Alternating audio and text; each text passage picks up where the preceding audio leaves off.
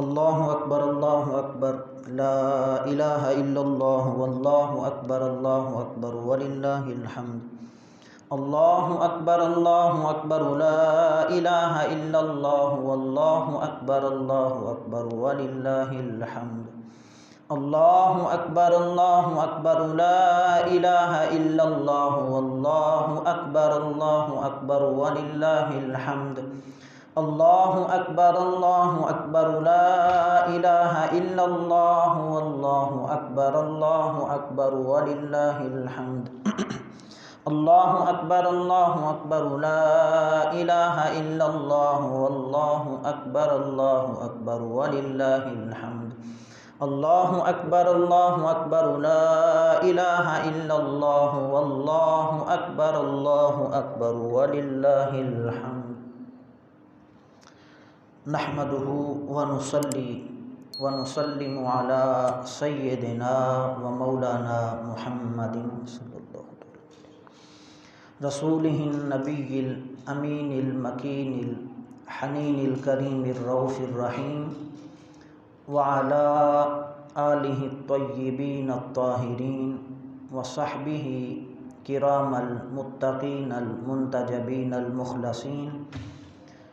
وعلینا معهم اجمعین اما بعد فاعوذ باللہ من الشیطان الرجیم بسم اللہ الرحمن الرحیم قال اللہ تبارک و تعالی فی کلام المجید والفرقان الحمید وَإِذِ ابْتَلَىٰ إِبْرَاهِيمَ رَبُّهُ بِكَلِمَاتٍ فَأَتَمَّهُنَّ قال انی جاعلک للناس اماما قال ومن ذریتی قال لا ینال عہد الظالمین صدق اللہ مولانا العظیم۔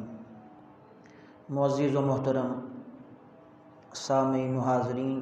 اللہ جل مجدہ کی خاص توفیق سے اور حضور علیہ السلام کی نگاہ عنایت سے ہم آج کے اس پرمسرت دن میں اور عظیم الشان دن عید الاضحیٰ میں اللہ رب العزت کی بارگاہ میں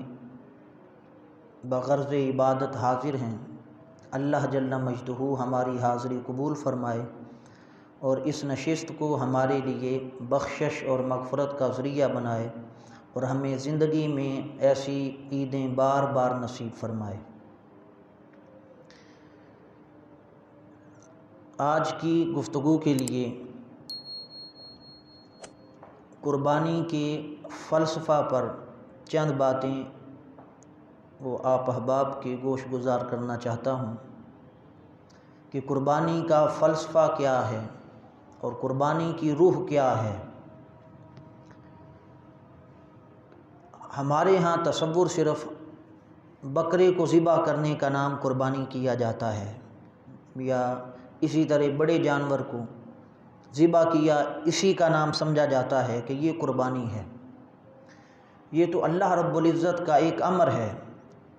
کہ میرے محبوب بندے اور میرے خلیل حضرت ابراہیم علیہ السلام کی یاد میں اس دن تم جانور ذبح کیا کرو،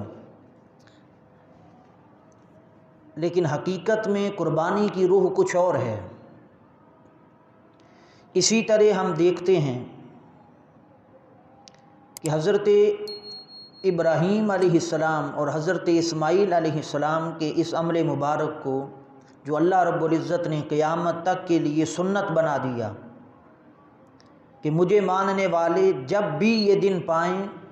تو اس دن میں میرے خلیل کی سنت کو زندہ کیا کریں،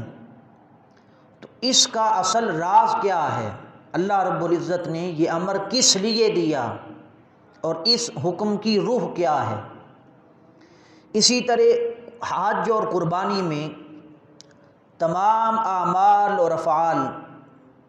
وہ حضرت ان میں کثرت کے ساتھ حضرت ابراہیم علیہ السلام اور حضرت اسماعیل علیہ السلام کے عمل کی یاد دلاتے ہیں۔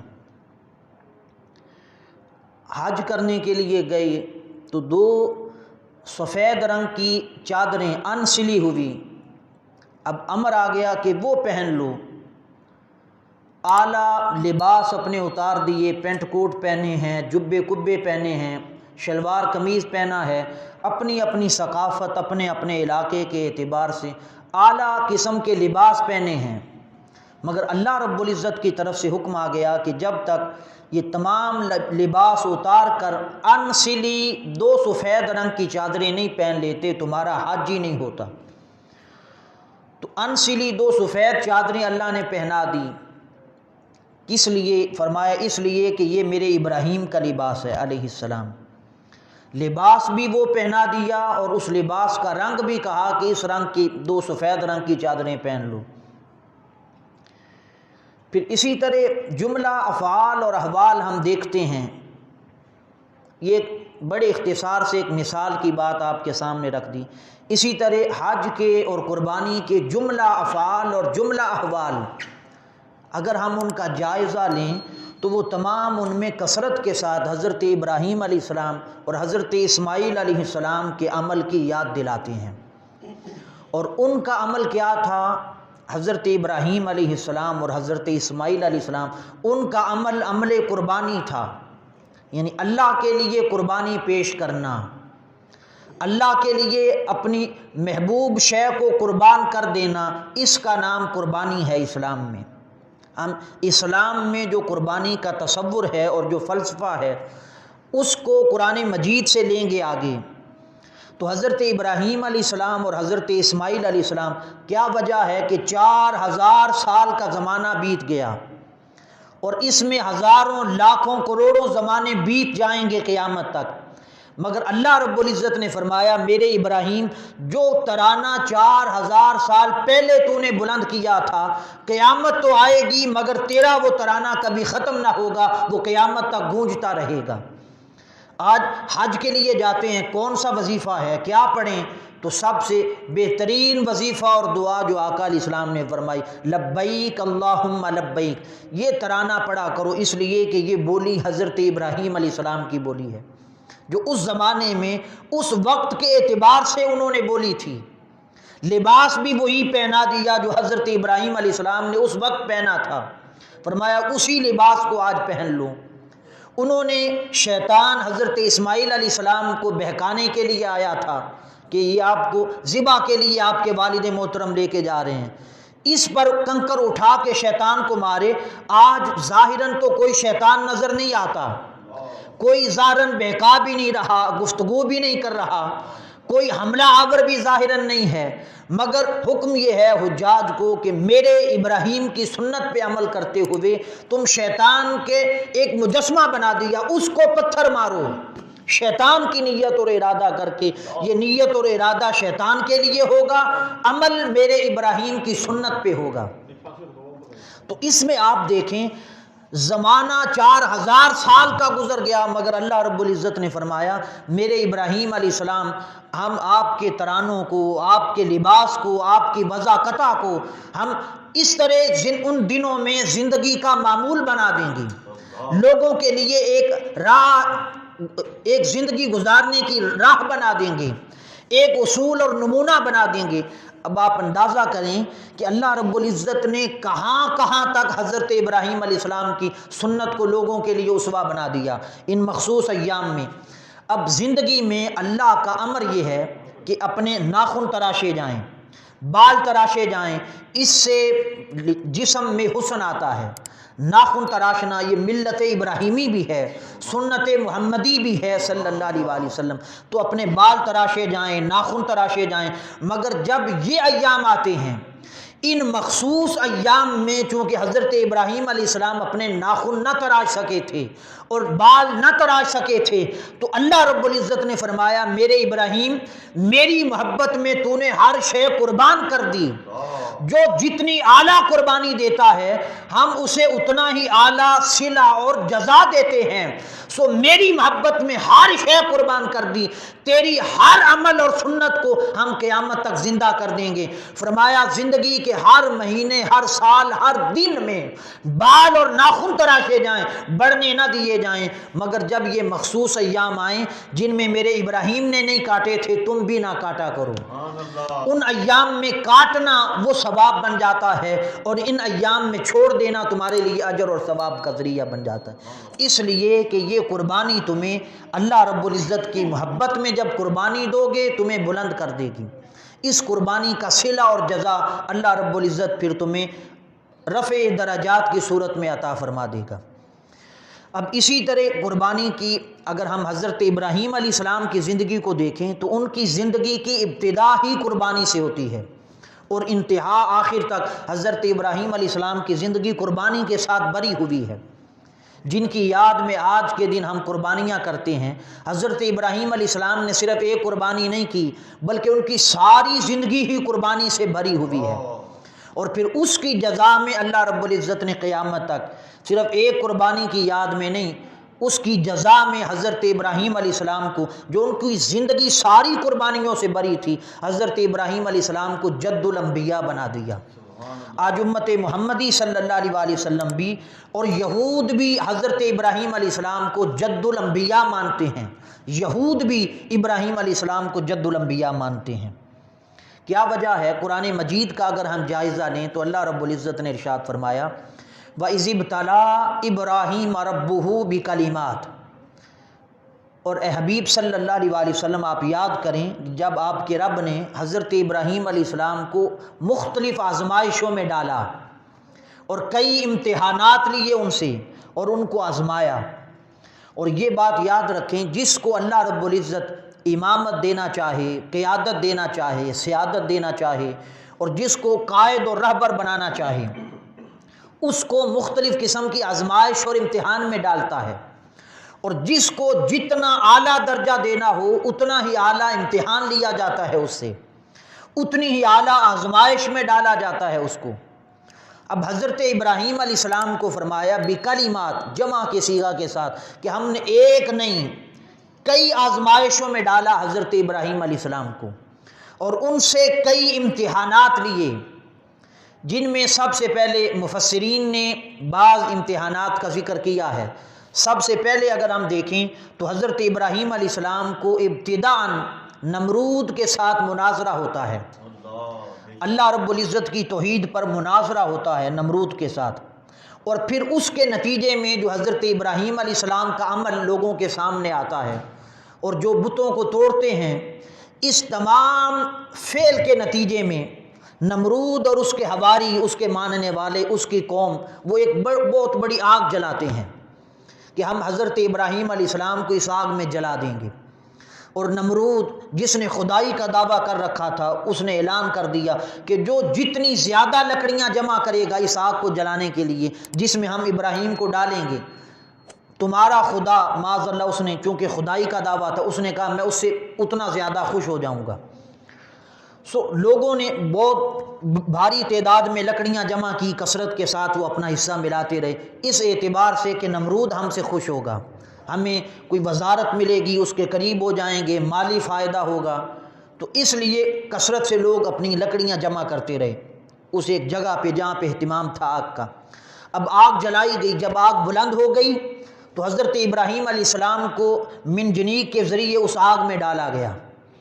اب جب آگ میں بھڑکتی ہوئی آگ اور شعلے اس میں حضرت ابراہیم علیہ السلام کو ڈالا جا رہا تھا، تو اس پر اب اللہ رب العزت کی نگاہ قدرت دیکھ رہی تھی۔ اسے تو معلوم تھا کہ میرے ابراہیم کو جلانا مقصود نہیں، امتحان ہے، بس آزمائش ہے بس ابراہیم کی، اور فرشتے بھی تک رہے تھے کہ ابراہیم آج اس امتحان میں کتنا کامیاب ہوتے ہیں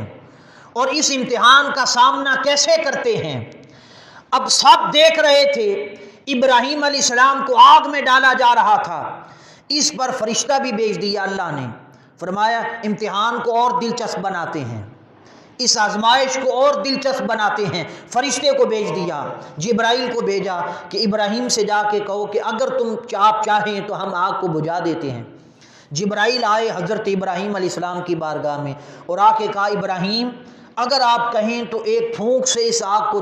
بجھا دوں اور ختم کر دوں جس میں آپ کو ڈالا جا رہا ہے۔ حضرت ابراہیم علیہ السلام آگ میں جا رہے ہیں، صاف نظر آ رہا ہے کہ آگ اتنی بڑی آگ، اس میں جاؤں گا تو جل جاؤں گا، اور فرشتہ آ کے اختیار دے رہا ہے اگر اجازت دے دیں تو بجھا دوں، مگر زبان حال سے فرشتے تو کہتے ہیں کہ فرشتے واپس لوٹ جا، آگ پہ بلے بجھانے کا اختیار ہے، مگر جس کے لیے آیا ہوں وہ جانے، اس کا کام جانے، تیری مدد کی ضرورت نہیں ہے۔ تو حضرت ابراہیم علیہ السلام نے اللہ کی رضا کے آگے اپنی جان کی قربانی پیش کر دی۔ اس پر اللہ رب العزت نے حضرت ابراہیم علیہ السلام کے امتحان کو ان امتحانات میں شامل کر کے فرمایا بِكَلِمَاتٍ وَإِذِ ابْتَلَىٰ إِبْرَاهِيمَ رَبُّهُ بِكَلِمَاتٍ، یہ بھی ان کلمات میں سے، ان امتحانات میں سے، ان آزمائشوں میں سے ایک آزمائش تھی، فَأَتَمَّهُنَّ، جس میں ابراہیم علیہ السلام کامیاب ہو گئے، ابراہیم علیہ السلام جس میں سرخرو ہو گئے اور کامیابی پا گئے۔ پھر اسی طرح حضرت ابراہیم علیہ السلام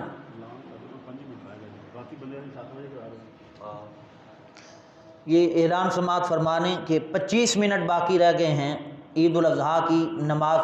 کی جماعت کھڑی ہونے میں، اس لیے احباب جلد از جلد جو اپنے گھروں میں ہیں ابھی تک تیاری میں مصروف ہیں، جلد از جلد مسجد میں تشریف لے آئیں تاکہ بروقت عید الاضحیٰ کی نماز کھڑی ہو سکے۔ تو حضرت ابراہیم علیہ السلام سے اسی طرح مالی قربانی بھی اللہ رب العزت نے لی اور اس امتحان میں بھی ڈالا، اور اس کو یہ واقعہ بھی غالباً آپ پہلے سن چکے ہیں، میں تفصیل میں نہیں جاتا، صرف اختصار کے ساتھ اشارہ دے کے آگے بڑھتے ہیں۔ اس کو حضور داتا گنج بخش رحمۃ اللہ علیہ نے کشف المحجوب میں اور حضرت بابا فرید الدین گنج شکر رحمۃ اللہ علیہ نے اسرار الاولیاء میں نقل کیا۔ حضرت ابراہیم علیہ السلام کے پاس 400 ریوڑ تھے بکریوں کے، اور ان کو چرانے میں مصروف تھے، حلب شہر میں تھے جب۔ یہ واقعہ بابل شہر کا ہے جس میں حضرت ابراہیم علیہ السلام کو آگ میں ڈالا گیا۔ پھر حضرت ابراہیم علیہ السلام جب حلب میں تشریف لے گئے تو 400 ریوڑ تھے ان کے پاس، اور چراتے تھے، دودھ دوتے تھے اور اللہ کا ذکر کرتے رہتے تھے۔ فرشتوں نے دیکھا تو عرض کیا باری تعالیٰ تو نے اسے اپنا خلیل بنا رکھا ہے، اور ان کے پاس تو اتنا مال ہے دنیا کا، یہ تو ایک مالدار شخص ہیں، 400 ریوڑ ہیں ان کے پاس، یہ تیرا خلیل اور محبوب بندہ کیسے ہو گیا؟ اللہ رب العزت کو ناز آ گیا، فرمایا فرشتوں میرے ابراہیم کی محبت پہ بات نہ کرو، آزما لو، جا کے امتحان لے لو، میں نے بھی امتحان لے رکھا ہے ابراہیم علیہ السلام کی جان کا، اس نے تو میری محبت میں اپنی جان تک دے دی تھی آگ میں جانے کی صورت میں، اب تمہیں اگر اعتراض ہے، کوئی آزمانا چاہتے ہو تو آزما لو۔ جبرائیل امین علیہ السلام آزمانے کے لیے تشریف لائے، انسانی شکل میں اس وادی میں اترے جہاں پہ حضرت ابراہیم علیہ السلام بکریاں چرا رہے تھے، اس وادی میں اترے اور اللہ کی آ کے اس وادی میں نام لیا، اللہ کا ذکر کیا، اللہ کا نام آلاپا انسانی شکل میں۔ ابراہیم علیہ السلام کے کان میں آواز پڑی تو اس آواز کی طرف دوڑ پڑے لپکے، فرمایا کس نے میرے محبوب کا نام لیا ہے؟ ابراہیم علیہ السلام نے دیکھا تو ایک جوان کھڑا تھا اجنبی، حقیقت میں جبرائیل تھے انسانی شکل میں، کہا کہ تم نے میرے محبوب کا نام لیا ہے؟ انہوں نے کہا ہاں میں نے لیا ہے۔ حضرت ابراہیم علیہ السلام نے فرمایا کہ جو نام پہلے لیا تھا ایک بار پھر سے سنا دے۔ اس جوان نے کہا ابراہیم پہلے تو میں نے اپنی مرضی سے لیا تھا، اب اگر وہ نام تمہارے کہنے پہ لوں تو مجھے بتاؤ مجھے ملے گا کیا؟ میرے ساتھ طے کر لو، مجھے دو گے کیا؟ پہلے اپنی منشا سے تھا، اب تمہارے کہنے پہ لوں گا، مجھے کیا دو گی؟ حضرت ابراہیم علیہ السلام نے فرمایا یہ 400 ریوڑ جو دیکھ رہے ہو ان میں سے آدھا مال تم لے جانا، 200 ریوڑ تمہیں دے دوں گا، ایک بار میرے محبوب کا نام سنا دو۔ جبرائیل نے پھر اللہ کا نام بلند کیا تو 200 ریوڑ دے دیے، وہ لے کے جانے لگے تو آواز دی، کہا ایک بار پھر سنا دو۔ اس نے کہا اب کیا ملے گا؟ فرمایا جو 200 بچ گیا ہے یہ بھی لے جانا، یہ مال بھی تمہارا، سارا مال دے دیا۔ انہوں نے پھر اللہ کا نام لیا، 400 ریوڑ دے دیے، 400 بکری نہیں، 400 بکری نہیں، 400 ریوڑ دے دیا، صرف ایک بار اللہ کا نام سننے کے لیے، اپنے محبوب کا نام سننے کے لیے۔ وہ لے کے جانے لگے، آواز دی، فرمایا جانے والے ایک بار پھر سنا جا، ایک بار پھر میرے محبوب کا نام سنا۔ اس نے کہا اب تو تمہارے پاس بچا ہی کچھ نہیں دینے کے لیے، اب اگر میں تمہارے محبوب کا نام لوں تو مجھے دو گے کیا؟ میرے ساتھ سودا کر لو، سارا تو دے چکے، اب تو بچا نہیں کچھ تمہارے پاس، اب اگر نام سناؤں تو ملے گا کیا؟ حضرت ابراہیم علیہ السلام نے فرمایا کہ ان بکریوں کو چرانے کے لیے تمہیں کسی چرواہے کی ضرورت پڑے گی، کسی خادم کی ضرورت پڑے گی، ایک بار میرے یار کا نام سنا دے، مجھے خرید کے لے جا، عمر بھر تیری بکریاں چراتا رہوں گا۔ اس قدر اللہ کی محبت میں قربانی دی کہ اپنی ذات کی نفی کر دی، اپنے آپ کو بیچ ڈالا صرف اللہ کا نام ایک بار سننے کے لیے۔ یہ قربانی کی روح ہے، یہ قربانی کی روح ہے کہ محبوب کا نام جہاں پہ آ جائے اپنا آپ مٹا دیا جائے، اپنے مفادات کو ختم کر دیا جائے۔ یہ اصل میں قربانی کی روح ہے جو حضرت ابراہیم علیہ السلام کی حیات سے ہمیں نظر آتی ہے۔ پھر اسی طرح اللہ رب العزت نے ایک اور امتحان کا ذکر کیا حضرت ابراہیم علیہ السلام کا، اس کو بھی قرآن مجید میں بیان کیا۔ بڑی دعاؤں اور مدتوں کے بعد یہ ہر طرح کی قربانی، جان کی قربانی، مال کی قربانی، اولاد کی قربانی، اللہ نے ہر قربانی کا ذکر کر دیا تاکہ لوگوں کے لیے ایک زندگی گزارنے کے لیے بہترین اصول ہو جائے۔ بڑی دعاؤں اور مدتوں کے بعد ایک بیٹا دیا تھا حضرت اسماعیل علیہ السلام کی صورت میں، اور اس پر حکم دیا آزمائش کے لیے کہ ابراہیم یہ اسماعیل جو ہم نے آپ کو دیا ہے بڑی دعاؤں کے بعد، اور اتنا پیارا خوبصورت بیٹا آپ کا جس کے ساتھ آپ کی محبت بڑی بڑھنے لگی ہے، اور اس کے حسن و جمال کا کیا کہنا کہ میرے حبیب کا نور اس کی پیشانی میں چمک رہا ہے، اس سے آپ کو اس قدر محبت ہے۔ اب ہم چاہتے ہیں، ہمارا حکم یہ ہے کہ اس کو دور کسی ویرانے میں چھوڑ آئیں، کسی ویرانے میں چھوڑ آئیں۔ حضرت ابراہیم علیہ السلام نے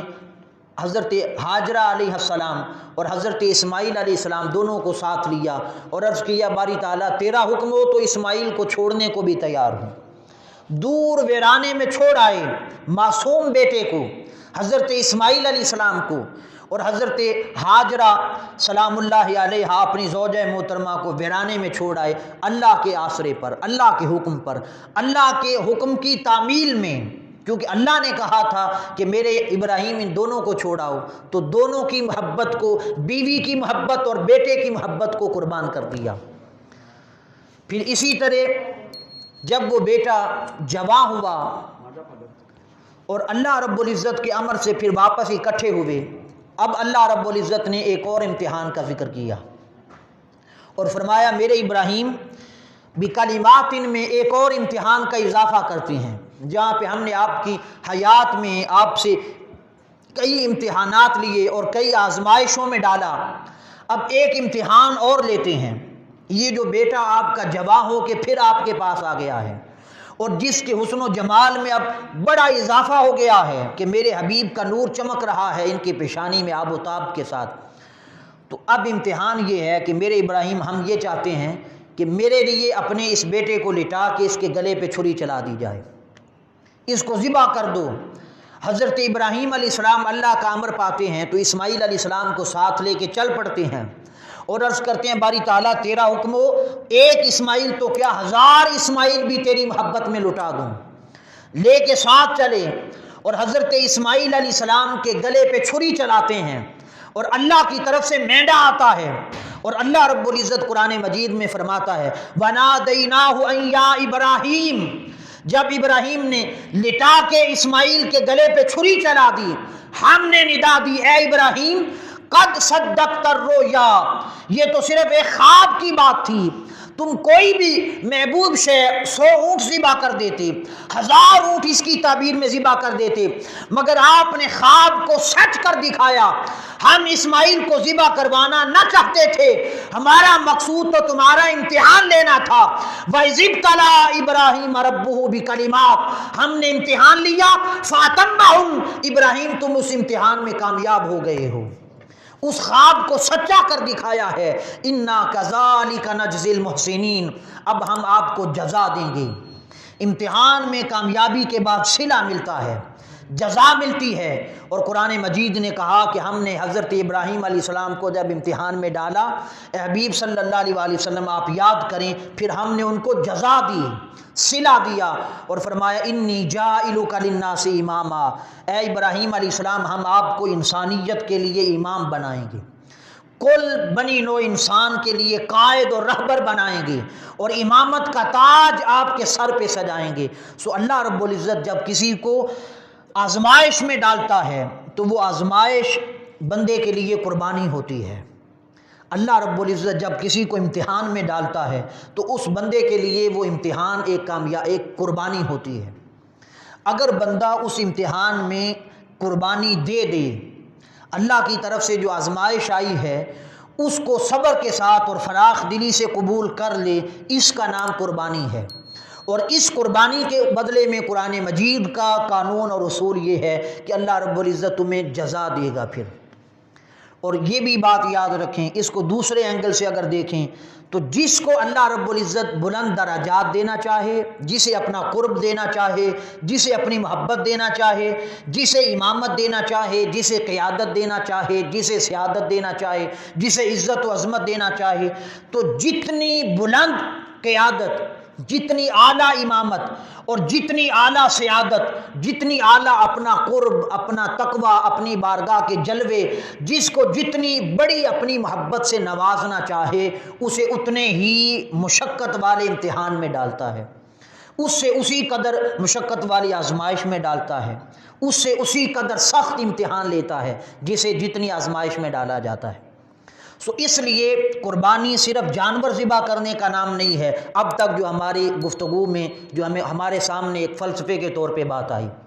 حضرت ابراہیم علیہ السلام کی زندگی کا اگر ہم جائزہ لیں اور قرآن مجید نے قربانی کی جو تعریف کرتے ہوئے، قربانی کا ذکر کرتے ہوئے بیان فرمایا، قل ان صلاتی و نسکی و محیای و مماتی للہ رب العالمین۔ اے حبیب صلی اللہ علیہ وآلہ وسلم آپ فرما دیں کہ میری نماز اور میری قربانی اور میرا جینا اور میرا مرنا، الغرض زندگی کا ہر عمل اللہ کے لیے ہو جائے، اسی کا نام قربانی ہے۔ اللہ کے لیے اپنی زندگی کو خالص کر دینا اور اللہ کی اطاعت میں صرف کر دینا، اسی کا نام قربانی ہے۔ صرف جانور ذبح کرنے کا نام قربانی نہیں، وہ اللہ کا ایک امر ہے، اللہ کا ایک حکم ہے جس کی ہم نے تعمیل کر دی۔ قربانی کی روح یہ ہے کہ اللہ رب العزت کی محبت جس چیز کا تقاضا کرتی ہے اور جس آزمائش میں ڈالتی ہے، وہ کبھی بندے کو نعمت دے کے آزماتا ہے، کبھی لے کے آزماتا ہے کہ جب دی تھی تو اس کا طریقہ کیا رہا،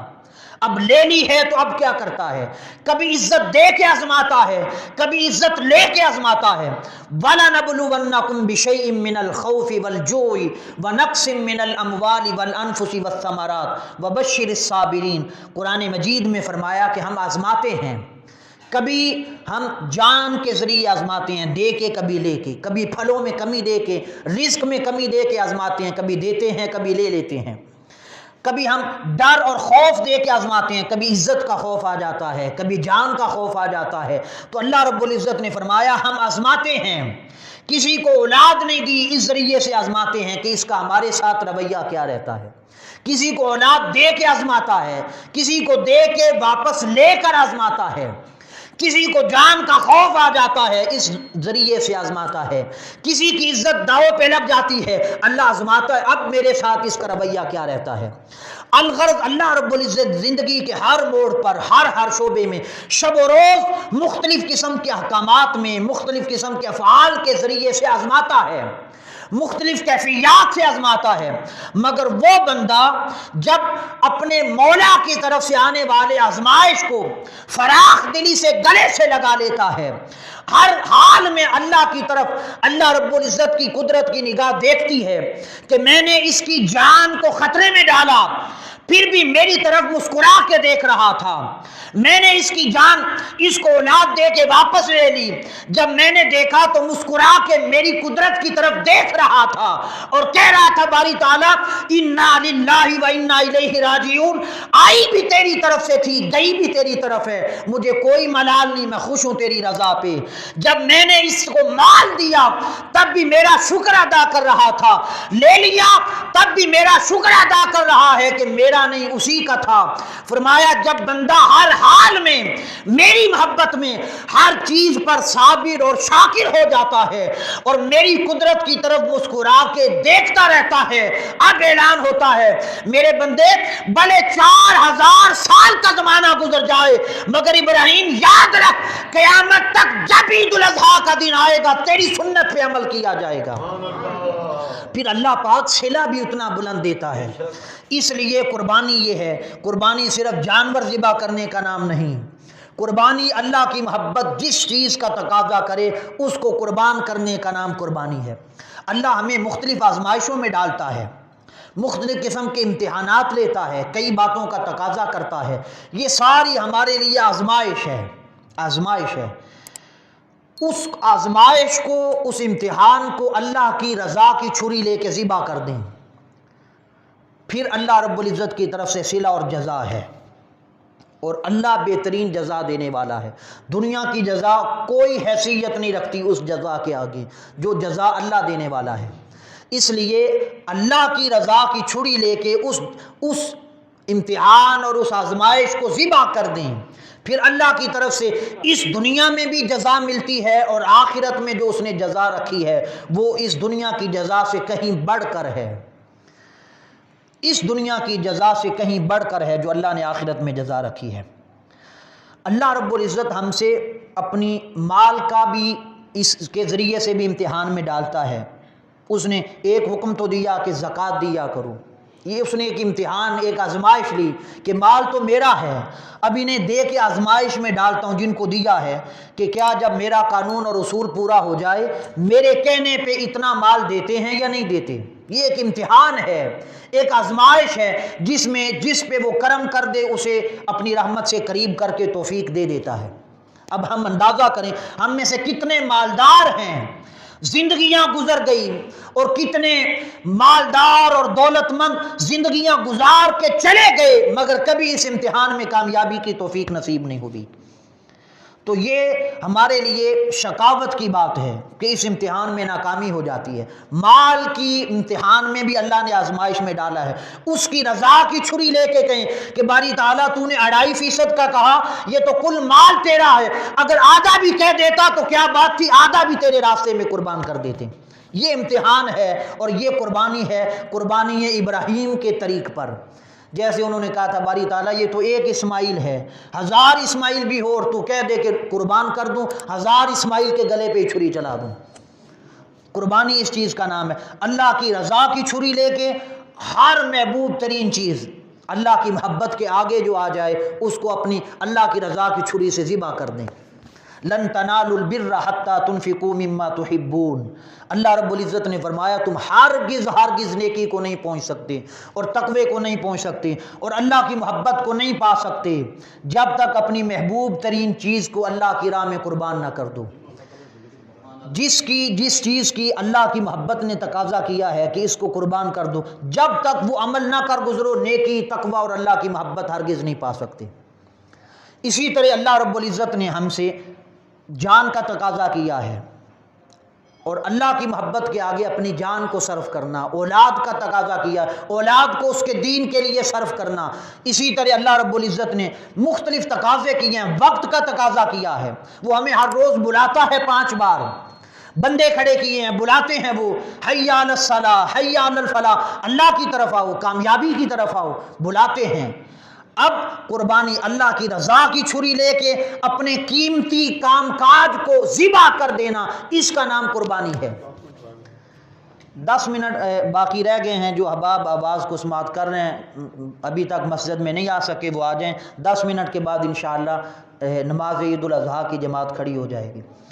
تو اللہ کی رضا کی چھری لے کے قیمتی افعال اور کام کاج، بھلے اس میں دنیا کا جتنا بڑا نفع مل رہا ہو، اس کو ذبح کر دینا ماں سوائے مجبوری کی، اور اللہ کی بارگاہ میں حاضر ہو جانا، اس کا نام قربانی کا فلسفہ اور روح ہے۔ یہ حقیقت میں قربانی ہے۔ اگر یہ چیز ہمارے پاس نہیں، سال کے بعد بکرا ذبح کیا اور باقی عمر بھر اللہ کی نافرمانی کرتے رہے، تو ہم نے ایک فعل تو کیا، ایک امر میں اللہ کا کہا تو مانا، باقی زندگی میں قربانی کا فلسفہ جاتا رہا، کہیں قربانی کی روح ہی نظر نہیں آ رہی۔ اس لیے قربانی کی روح یہ ہے کہ اللہ کا امر جہاں پہ پائیں اس امر پہ، فعل پہ کام کر گزرنا، فعل سر انجام دے دینا، اس کا نام قربانی ہے۔ اگر ہم سورہ والضحیٰ کا جائزہ لیں تو ہمیں قربانی کا فلسفہ بڑی صراحت کے ساتھ ملتا ہے۔ سورہ ضحیٰ اس کو پڑھیں، قرآن مجید میں اللہ رب العزت نے فرمایا، اب حضرت ابراہیم علیہ السلام کا تھوڑا سا ذکر کیا، اب تھوڑا سا ذکر حضور علیہ السلام کا کر کے، اور اس میں بھی قربانی کی روح کو لینے کے لیے سورہ ضحیٰ کا جائزہ لے کے گفتگو کو ختم کرتے ہیں۔ سورہ والضحیٰ میں فرمایا، اس کے ابتدائی حصے تو حضور علیہ السلام کی محبت، عظمت اور شان کو اجاگر کرتے ہیں۔ فرمایا والضحیٰ، قسم ہے حبیب صلی اللہ علیہ وسلم چاشت کی، اور چاشت کیا ہے؟ فرمایا حبیب جو تیرا نورانی مکھڑا ہے اس کی قسم۔ چاشت سے مراد کیا ہے؟ فرمایا حبیب تیرے نورانی مکھڑے کی قسم، واللیل اذا سجا، اور قسم ہے سیاہ رات کی۔ اب سیاہ رات کیا ہے؟ فرمایا حبیب تیری کالی سیاہ بکھری ہوئی جو زلفیں ہیں مجھے اس کی قسم ہے، اس کی قسم ہے۔ اور اس میں اگر میرا کے بات کریں ایک تطبیق کے طور پہ، ایک محبت کی اگر ہم رنگ بنائیں تو وہ کیا ہے؟ والضحیٰ، حبیب قسم ہے چاشت کی، دن کی جب وہ کھل آتا ہے، اس سے مراد جو حضور کا چہرہ اقدس ہوا۔ واللیل اذا سجا، قسم ہے سیاہ رات کی، یہ سیاہ رات کو حضور علیہ السلام کی زلفیں قرار دیا۔ تو دو قسمیں کیسے بنی؟ فرمایا حبیب تیرے مبارک مقدس چہرے کی قسم جب کھل اٹھتا ہے، کھل جاتا ہے، اور قسم ہے تیری مبارک زلفوں کی جو سیاہ رنگت میں ہیں، ان سیاہ زلفوں کی قسم۔ اب دن اور رات میں جب دن اور رات کی قسم کھائی تو دن کی قسم کیسے بنی اور رات کی قسم کیسے بنی؟ فرمایا حبیب یہ مبارک تیری سیاہ زلفیں بکھر کر جب تیرے چہرے پہ آ جاتی ہیں تو سیاہ رات بن جاتی ہے، مجھے اس کی قسم۔ اور جب تو ہٹا کے کنڈل والی زلفیں سوار لیتا ہے تو تیرے چہرے سے زلفیں ہٹ جاتی ہیں اور چہرہ اقدس نکھر کے سامنے آ جاتا ہے، اور حسن اپنے حسن کے ساتھ سارے زمانے کو روشنی دے دیتا ہے۔ تو اس چاشت کی قسم جو چاشت تیرے چہرے سے نور اور روشنی لے لیتی ہے۔ تو حضور کے مکھڑے کی قسم بھی کھائی، حضور علیہ السلام کی زلفوں کی قسم بھی کھائی۔ اور پھر آگے فرمایا ما ودعک ربک وما قلی، اے حبیب صلی اللہ علیہ وآلہ وسلم تیرے رب نے نہ تجھے چھوڑا ہے نہ تجھ سے ناراض ہوا ہے۔ اب محبت میں تانا ملا تھا، اور محبت میں تانا، محبوب کا جو تانا ہوتا ہے وہ بڑا مایوس کر دیتا ہے اگر محبوب کی طرف سے تانا آئے۔ کافروں نے، بدبختوں نے تانا دیا تھا کہ معاذ اللہ اللہ نے محمد صلی اللہ علیہ وآلہ وسلم کو چھوڑ دیا ہے۔ وحی کا سلسلہ تھوڑی کچھ عرصے کے لیے موقوف ہوا اور منقطع ہوا تو لوگوں نے تانے دے دیے کہ اب وحی نہیں آ رہی، اب پیغام رسانی کا سلسلہ ختم ہو گیا، رب ناراض ہو گیا ہے ان سے، اس لیے وہ کلام نہیں کر رہا، پیغام نہیں بھیج رہا۔ اس پر اللہ رب العزت نے فرمایا ما ودعک ربک وما قلی، حبیب ان بے ایمانوں کو، بدبختوں کو کیا خبر کہ ہم نے وحی کیوں موقوف کی ہے؟ یہ وحی پیغام بھیجنا تیرے اور میرے درمیان کی بات ہے، انہیں کیا غرض کی یہ باتیں کہتے پھریں کہ رب ناراض ہو گیا ہے اور پیغام بھیجنا بند کر دیا ہے۔ اس نے کہا والضحیٰ واللیل اذا سجا، حبیب مجھے تو تیرے مکھڑے کی قسم، تیری مبارک زلفوں کی قسم، ما ودعک ربک وما قلی، تیری قسم تیرا رب نہ تجھ سے ناراض ہوا ہے نہ تجھے چھوڑا ہے۔ قسم کھا کے یاد کیا۔ پھر آگے اللہ رب العزت نے اس قربانی کے فلسفے کو بیان کیا، اور پھر اس سے ایک آیت آگے فرمایا وَلَلْآخِرَةُ خَيْرٌ لَكَ مِنَ الْأُولَىٰ، یہ تو کہتے ہیں رب ناراض ہو گیا، محبوب تیری ہر بات کی گھڑی پہلی گھڑی سے بہتر ہوگی، ہر بات کی گھڑی میں میری محبت میں اور اضافہ ہوگا، تیرے ذکر میں اور اضافہ ہوگا، تیری شان، تیری عظمت اور میرے ساتھ تیری قربت میں اور اضافہ ہوگا، وہ بڑھتی چلی جائے گی ہر لمحے بعد والے لمحے میں۔ یہ بیان کر کے فرمایا علم یجد کا یتیمن فآبا، اے محبوب صلی اللہ علیہ وآلہ وسلم آپ یاد کیجئے کہ جب کیا ہم نے آپ کو یتیم نہ پایا تھا؟ کیا ہم نے آپ کو یتیم نہ پایا تھا؟ آپ کو امتحان میں نہ ڈالا تھا؟ آپ کو آزمائش میں نہ ڈالا تھا کہ جب تشریف لائے تو تشریف لانے سے پہلے والد کا سایہ اٹھ گیا تھا، ابھی بچپنے کا عالم تھا، اے حبیب صلی اللہ علیہ وآلہ وسلم بچپنے کے عالم میں ماں کا سایہ بھی اٹھ گیا تھا، دادا سہارا بنے تو دادے کا سہارا بھی بچپن میں اٹھا لیا، اور جب کوئی سہارا بننے والا نہ رہا چچا سنبھالنے لگے، اور جب ضرورت آئی چچا کی نبوت کا اعلان کیا، ہر طرف مخالفین کھڑے ہو گئے، ہر طرف کردار کشی کرنے والے کھڑے ہو گئے، گالی گلوچ کرنے والے کھڑے ہو گئے، ظلم و ستم کرنے والے کھڑے ہو گئے، اور آپ کا چچا شفیق چچا جو ہر لمحے آپ کا سہارا بنتا تھا، آپ کی ڈانس بجاتا تھا، آپ کے ساتھ کھڑا ہوتا تھا، جب اس کا سہارا بھی نہ رہا محبوب ہم نے آپ کو مختلف مشقتوں میں ڈالا، مختلف قسم کے طور طریقوں سے گزارا، طائف کے بازاروں میں بھی بھیجا، کئی مظالم اور آپ پر کئی ستم ڈائے گئے، مگر علم یجد کا یتیمن، حبیب جب ہر طرف ہم نے آپ کو اکیلا پایا تنہا پایا، بے سہارا پایا، کوئی سہارا نہ رہا۔ طائف کے بازاروں میں پتھر کھا کے بھی یہ کہتے رہے کہ میں رب کی طرف سے بھیجا گیا ہوں، مجھے رب نے اپنے پیغام کے لیے بھیجا ہے، اور مسکرا کے میری قدرت کی طرف دیکھتے رہے۔ واہ محبوب سیدھا یہ ہے قربانی کے بعد تیرا سہارا اور کوئی نہیں، میں خود ہی تیرا سہارا ہوں۔ تو پہلے قربانی میں ڈالتا ہے، قربانی لیتا ہے، امتحان میں ڈالتا ہے کہ طائف کے بازاروں میں پتھر کھا کے کیا کہتا ہے کہ مولا انہیں ہلاک کر دے ظلم کرنے والوں کو، یا ان پہ اپنی رحمت نازل فرما۔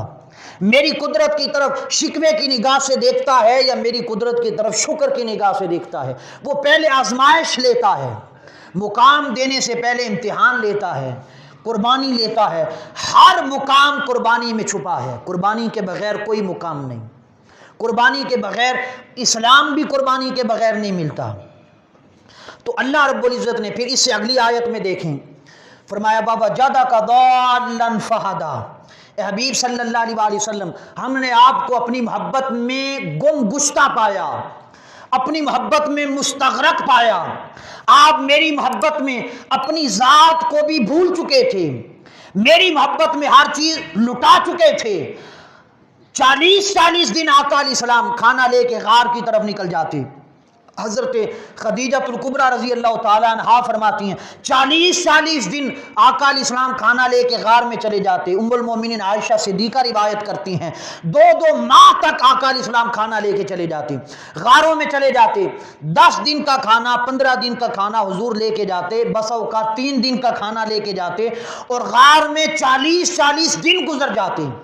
2 مہینے گزر جاتے۔ ہمیں فکر لائق ہوتی کہ آقا علیہ السلام 3 دن کا کھانا لے کے گئے تھے، ہم حضور کے پیچھے تلاش کرتے کرتے جاتے اور جا کے دیکھتے 40 دن گزر جاتے، 2 مہینے گزر جاتے، جو کھانا 3 دنوں کا لے کے گئے تھے وہ بھی جوں کا تو پڑا رہتا،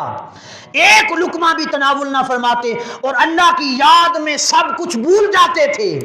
کھانا بھول جاتے، پینا بھول جاتے، دنیا کی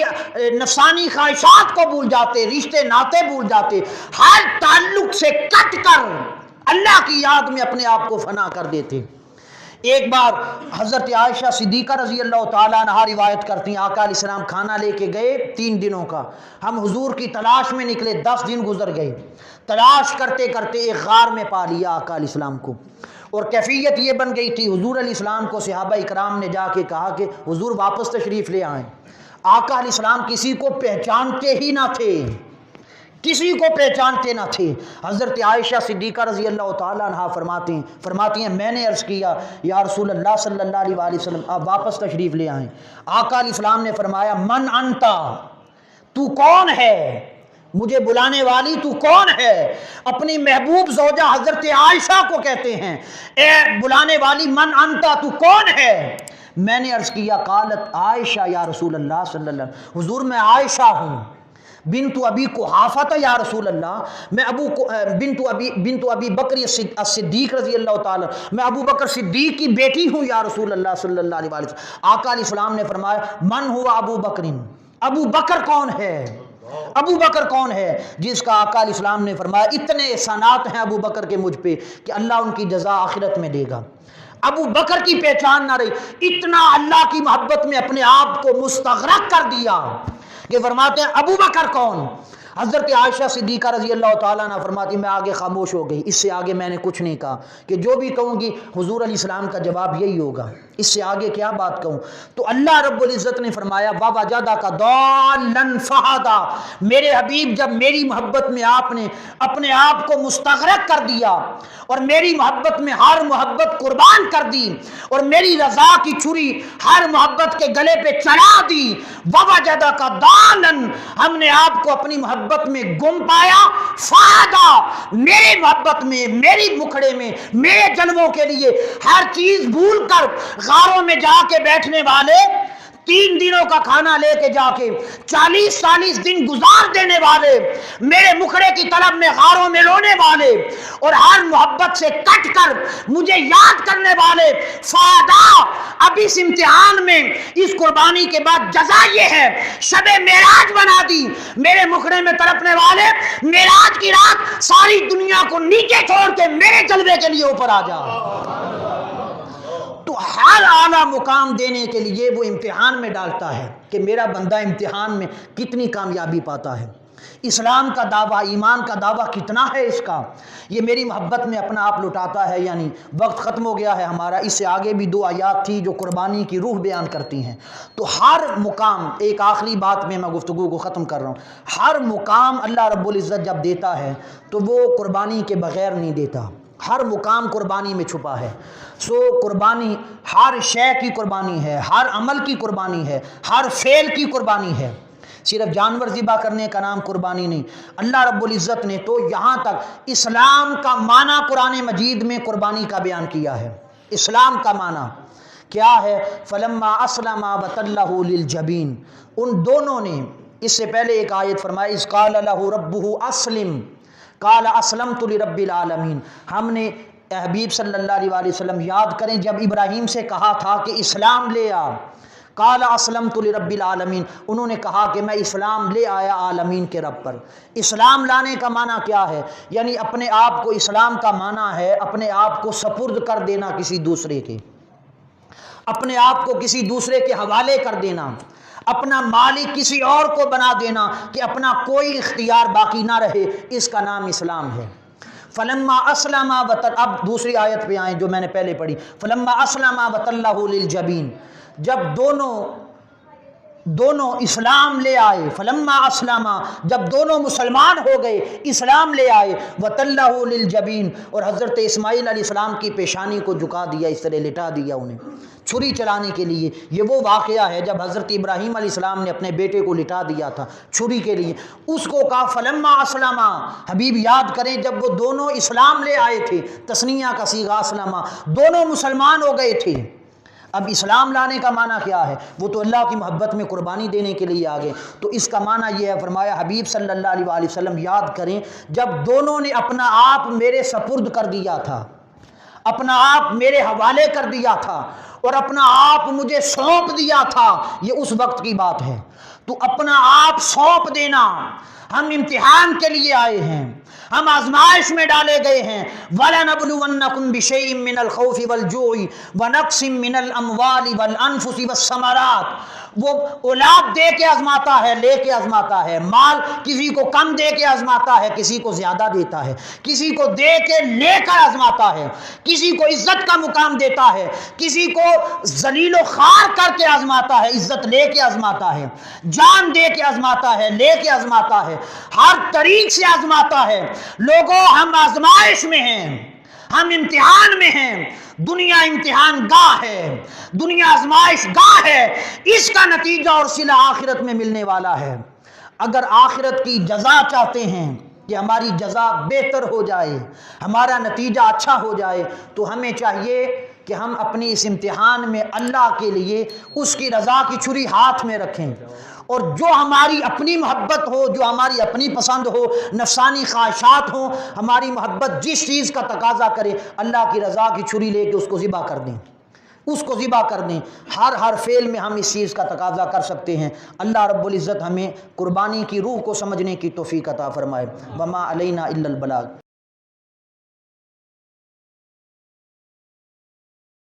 ایک آخری اعلان سن لیں کہ قربانی کے حوالے سے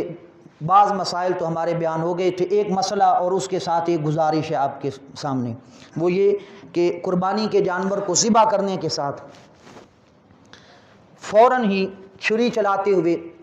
یہ بیان تو ہمارا آ گیا تھا کہ کم از کم 4 رگیں کٹنا یہ سنت ہے، اور 3 رگیں کاٹنا ضروری ہے. 3 سے کم رگیں کٹیں گی، 2 رگیں کٹی تو جانور حرام ہو جائے گا. قربانی تو کیا، گوشت بھی اس کا حرام ہو جائے گا، وہ بھی کھانا جائز نہیں. اس لیے کم از کم 3 رگوں کا کٹنا، اور زیادہ سے زیادہ 4 رگیں جو سنت ہے، 4 رگیں کاٹ کے جانور کو چھوڑ دیں. اب بسا اوقات ہمارے معاشرے میں کیا ہوتا ہے، جس بات کی طرف اشارہ کرنا چاہتا ہوں، ہمارے ہاں یہ ہوتا ہے چونکہ قصائی حضرات کا دن ہوتا ہے، تو اس لیے وہ 3 سے 4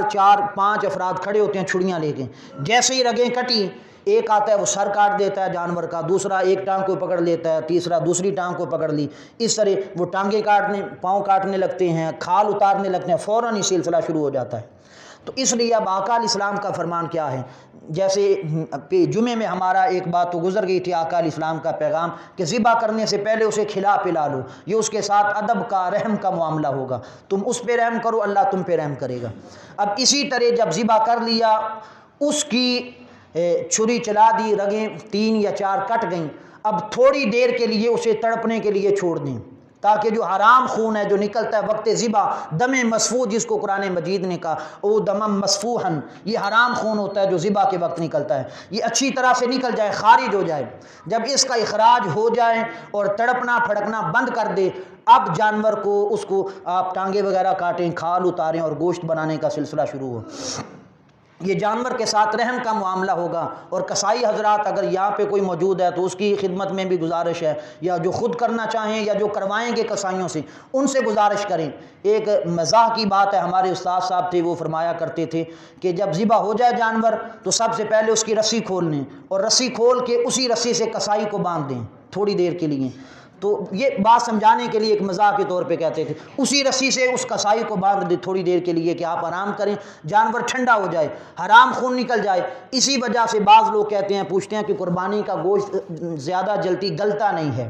یا اس سے بدبو آتی ہے، یا اس کا ذائقہ تھوڑا سا مختلف ہوتا ہے دوسرے گوشت کے مقابلے میں، تو وہ اسی لیے حرام خون نکلنے نہیں دیتے، وہ اندر ہی پھیل جاتا ہے، اس وجہ سے قربانی کا گوشت بد ذائقہ ہو جاتا ہے، اور اسی طرح وہ زیادہ جلدی گلتا نہیں ہے، اس سے بو آنے لگتی ہے، اس لیے حرام خون نکلنے دیں، گوشت کا ذائقہ بھی اچھا ہو جائے گا اور بو بھی ختم ہو جائے گی اور جانور کے ساتھ رحم کا معاملہ بھی ہو جائے گا۔ اب جو قربانی کرنے والے ہیں کھالوں کے سلسلے میں ان کی خدمت میں گزارش ہے کہ مدرسہ کے طلباء یہ آپ کے پاس موجود رہیں گے، یہاں پہ تمام طلباء، ہمارا جو مدرسہ ہے جامعہ صدیقیہ مین بازار غلہ منڈی رائے گنج میں، اس میں کھالوں کے لیے اعلان کیا جاتا ہے، تمام کی خدمت میں یہ صدقہ جاریہ ہے، صدقہ جاریہ وہاں سے پڑھ کے پورے ہمارے شہر میں اور گرد و نواح میں بھی وہاں سے پڑھے فضلاء طلباء وہ نمازیں بھی پڑھا رہے ہیں، جمعہ کے خطبات بھی دے رہے ہیں، تراویح وغیرہ میں بھی غالباً کثرت کے ساتھ رائے گنج کی ہر مسجد میں، اہل سنت کی مساجد میں جامعہ صدیقیہ کے طلباء اور حفاظ نماز تراویح میں قرآن پڑھ رہے ہوتے ہیں۔ تو یہ خدمات ہیں اس ادارے کی، اس لیے اس ادارے کے ساتھ تعاون کرنا، یہ ہمارا اہل سنت کا ادارہ بھی ہے، کام بھی کر رہا ہے اور کام نظر بھی آ رہا ہے۔ میں بھی آپ کے سامنے بیٹھا ہوں تو جامعہ صدیقیہ کا ایک طالب علم ہوں، اسی ادارے کا پڑھا ہوا آپ کے سامنے بیٹھا ہوں۔ سو تمام احباب سے گزارش ہے اور یہ آپ کا حق ہے اور آپ سے گزارش آپ کی خدمت میں بصورت دیگر پھر کی جاتی ہے کہ اسی ادارے کے لیے اپنی کھالوں کو ایک جگہ پہ جمع کر دیں، یا قاری صاحب آپ کے پاس موجود رہیں گے، ان کو کال کر دیں طالب علم مدرسے کے، وہ آ کے آپ کے پاس سے کھال لے آئیں گے اٹھا کے۔ یہ صدقہ جاریہ رہے گا جب تک طلباء وہاں پہ پڑھتے رہیں گے اور پڑھ کے پڑھنے والے آگے پڑھاتے رہیں گے، خدمات سر انجام دیتے رہیں گے، نمازیں پڑھائیں گے، جمعے پڑھائیں گے اور تراویح پڑھائیں گے، جہاں بچے آگے قرآن مجید کی تعلیم عام کریں گے، جب تک سلسلہ چلتا رہے گا صدقہ جاریہ میں آپ شامل رہیں گے۔ صدقہ جاریہ قیامت تک یہ جہاں تک کڑی چلے گی آپ کو صدقہ جاریہ میں آپ شامل رہیں گے۔ ضرور اس پہ غور کیجئے گا، اپنی قربانی کی کھال ضرور یہ تعاون بھی کریں ادارے کے ساتھ، قرآن مجید کے ساتھ، دین کے ساتھ، حدیث کے ساتھ، یہ آپ کا تعاون بھی ہوگا، آپ کی خدمت میں گزارش بھی ہے، صدقہ جاریہ بھی ہوگا۔ وما علینا الا البلاغ۔